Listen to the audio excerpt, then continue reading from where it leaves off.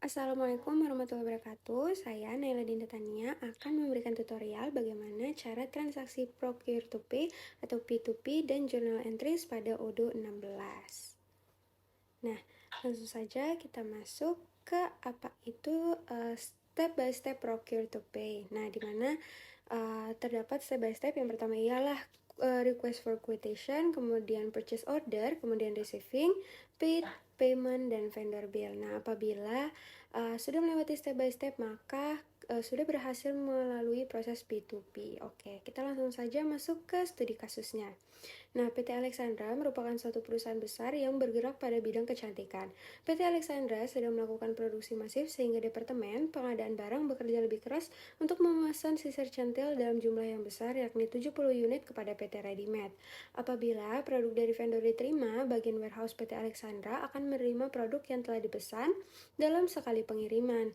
Lalu, vendor bill dari PT Readymade akan dibayarkan lunas sejumlah seluruh produk yang dipesan pada pembayaran pertama melalui pembayaran bank. Nah, sebelum memulai proses P2P, pastikan Anda sudah memiliki ketiga akun di mana ada administrator pada advisor, purchase, dan inventory. Oke, kita langsung masuk saja kepada tutorialnya. Nah, langkah pertama kita masuk terlebih dahulu pada akun localhost kita. Nah, di sini kita langsung ke stok persediaan. Nah, di mana pada tempat ini teman-teman bisa menambahkan produk kategori pada bagian new ataupun baru. Nah, karena di sini saya sudah menambahkan produk, maka saya bisa langsung membukanya. Nah, di sini saya menggunakan sisir centil. Nah, di sini dapat dilihat bahwa sisir centil sudah tertera pada bagian produk ataupun stok persediaan. Ini jangan lupa dicentang tabel dapat dijual ataupun dapat dibeli.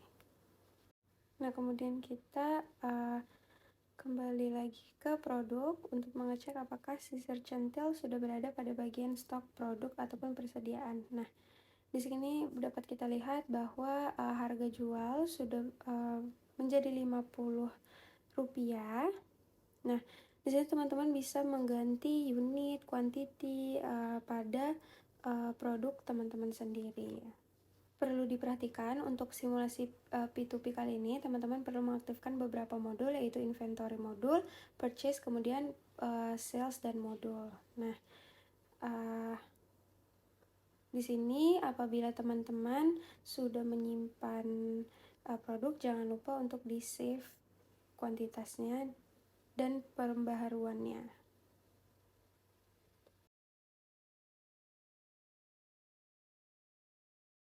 Nah, pada bagian ini teman-teman bisa merubah kuantitas terhitung dari barang tersebut, kemudian kita klik simpan untuk menyimpan produk ataupun barang yang sudah ada. Nah, kemudian kita ke aplikasi.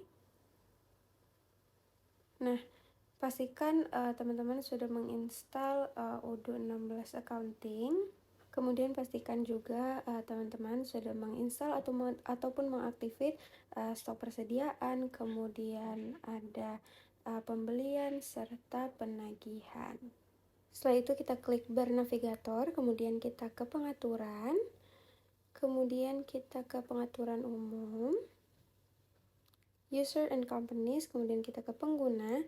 Nah, di sini kita akan membuat pengguna baru, yaitu ketiga akun tadi, aditya@gmail sebagai accounting.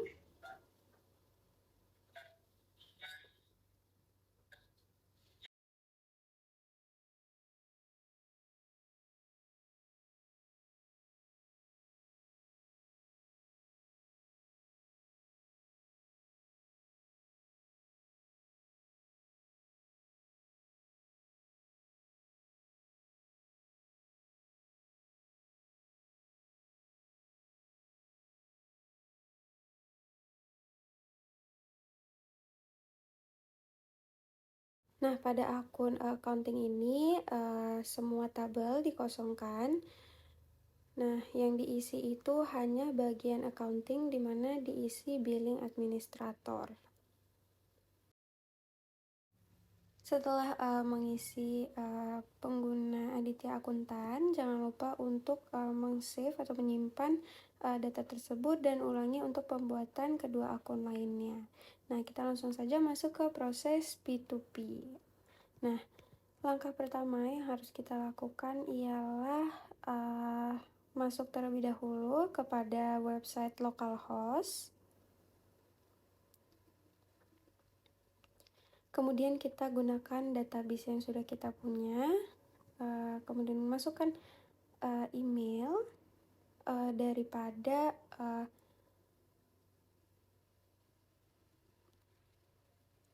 email dari akun purchase.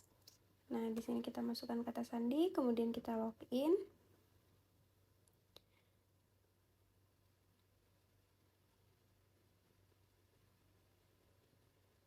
Setelah itu, kita masuk ke menu navigator, kemudian kita ke pembelian. Kemudian dapat terlihat permintaan penawaran, kemudian kita klik pada tombol baru untuk membuat permintaan baru. Nah, di sini sudah terdapat request for quotation yang baru. Nah, kita masukkan nama vendor ataupun pemasoknya.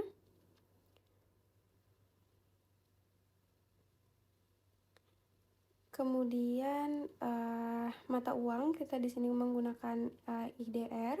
Kemudian kita masukkan nama produk yang sudah tertera sebelumnya pada localhost pertama ataupun akun database yang pertama yang besarnya. Kemudian kita masukkan kuantitas, harga, serta subtotalnya di sini yang otomatis. Nah, kemudian kita kirim, kita save, kemudian dia akan kita klik pada bagian kirim sebagai email, maka dia akan terproses. Nah, di sini sudah kita tinggal klik tombol kirim karena sudah mendapatkan template-nya. Nah, setelah itu permintaan penawaran pun sudah berubah. Nah, kemudian kita konfirmasi order. Nah, di sini quotation sudah berubah ataupun status pembelian sudah berubah menjadi order pembelian. Nah, setelah itu kita log out. Nah, kita log out dari akun Bagaskara Purchase. Kemudian kita login kembali pada akun ataupun database yang pertama. Nah, setelah itu kita ke navigator, kemudian kita ke bagian penagihan. Nah, di mana pada modul ini kita klik pada bagian akuntansi dan entry jurnal.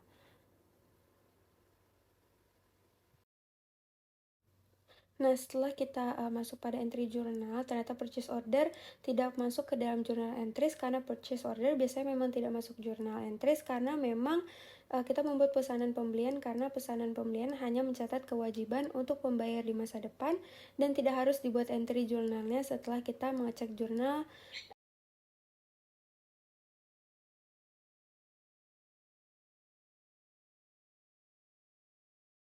Nah, kemudian kita login pada akun warehouse. Di sini kita masukkan email serta kata sandinya. Kemudian kita login. Setelah itu, kita langsung ke navigator bar. Kemudian kita klik pada stok persediaan ataupun inventory. Kemudian di sini terdapat penerimaan. Kemudian kita klik. Nah, pada stok persediaan terdapat produk yang sudah tadi kita pesan sebelumnya. Nah, ini adalah nomor pemesanan. Nah, di sini kita masukkan berapa yang sudah selesai ataupun yang sudah kita terima, kemudian kita validasi. Setelah itu pesanan pun telah siap sudah selesai ataupun sudah diterima barang-barang yang sudah dipesan. Nah, Setelah itu kita clock out kembali, kemudian kita login pada akun Bagaskara Warehouse, kemudian kita masukkan email serta kata sandi. Setelah itu kita pergi ke navigator bar, kemudian kita klik pada bagian pembelian. Nah, di sini kita klik pada dapat dilihat pada layar. Kita klik pada bagian order. Nah, di sini kita dapat mengklik pemesanan yang sudah kita lakukan tadi. Di sini ada ready made. Nah, di sini kita klik buat tagihan. Kemudian setelah itu kita lihat di sini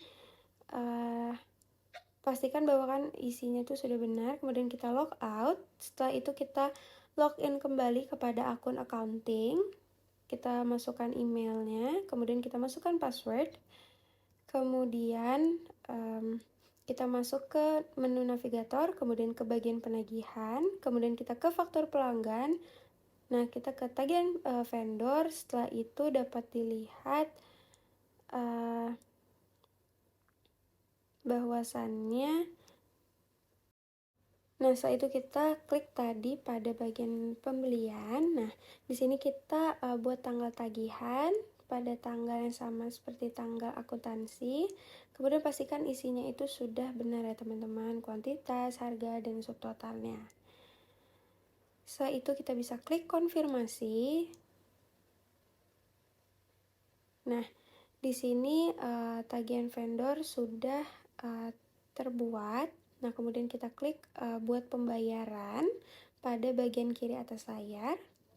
Setelah itu kita buat di sini untuk jurnalnya, kita menggunakan bank. Kemudian untuk metode pembayarannya manual. Untuk jumlahnya kita pastikan jumlah sudah sama dengan tanggal pembayaran yang sama dengan pembeliannya tadi. Kemudian kita create payment. Nah, di sini proses P2P sudah berhasil dilakukan, di mana tagihan pun sudah terbayarkan ataupun sudah lunas. Nah, kemudian kita ke bagian konfigurasi, kemudian kita ke melihat jurnal-jurnal. Nah, pada bagian jurnal-jurnal, pada bagian bank di sini terdapat pengaturan ataupun setup yang harus diisi, di mana dapat dilihat pada layar, sebagaimana yang dapat dilihat pada layar. Kemudian kita kembali kepada bagian penagihan, kemudian kita lihat lagi pada tagihan vendor, dan dapat dilihat bahwa pemesanan ataupun ready made sudah lunas ataupun sudah terbayarkan. Nah, kemudian kita masuk ke journal entries terhadap simulasi procure to pay ataupun P2P yang telah kita buat di sini. Nah, kita langsung saja masuk ke ataupun kita klik pada navigator di bagian kiri atas, kemudian kita masuk pada penagihan. Nah, kemudian kita klik pada bagian akuntansi dan kemudian kita klik pada entry journal, di mana dapat dilihat ada beberapa jurnal entries yang telah terbuat dari proses procure to pay atau P2P. Kita di sini ada vendor bill, kemudian ada payment. Di sini juga ada dilihat memang ada beberapa jurnal entries payment. Ada dikarenakan memang tadi saya ada percobaan sekali melakukan perubahan status dari payment ke payment, namun terjadi kegagalan.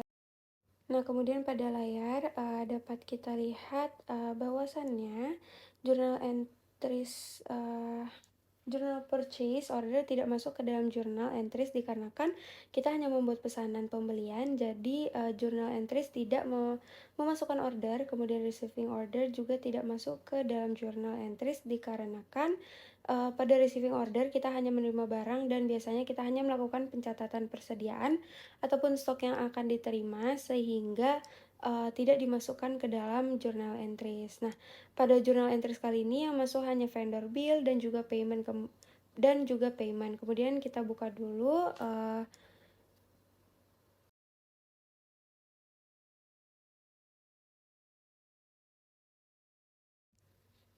Nah, di sini bisa dilihat bahwasannya bill tercatat di dalam journal entries, atau kita bisa lihat lebih jelasnya di journal purchase, di mana di sini terlihat ada 2 vendor nih.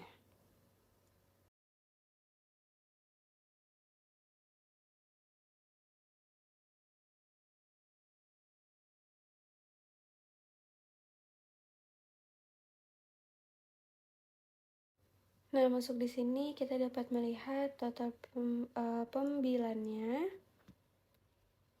Nah, kemudian karena vendor bill mencatat dari chart of account-nya sebagai utang kepada vendor, sedangkan dicatat juga di dalam akun kredit untuk dilihat sebagai pengeluaran yang sudah kita lakukan terhadap produk yang kita beli. Nah, kemudian